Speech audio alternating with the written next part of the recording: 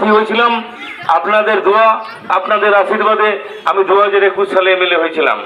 এটা 2026 সাল। এই 2026 সালে আমি আপনাদের এখানকার হিমতাবাদ বিধানসভার দ্বিতীয়বারের প্রার্থী।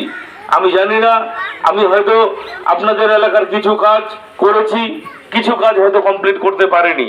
তো আমি কথা দিচ্ছি যে আগামী দিনে আমি যদি এখান থেকে এমএলএ হই, যেসব কাজ অসম্পূর্ণ আছে তা যেন পরিপূর্ণ করতে পারি, এই আশা আমি সবাইকে দিচ্ছি, এই কথা আমি সবাইকে দিচ্ছি।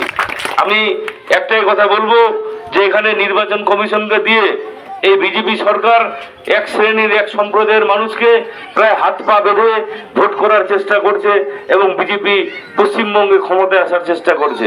আমি এই শিয়ালদহের মানুষকে অনুরোধ করব, কারণ আপনারা রাজনৈতিক সচেতন মানুষ, আপনারা খুব শিক্ষিত মানুষ, আপনারা সমাজ সচেতন মানুষ, আপনারা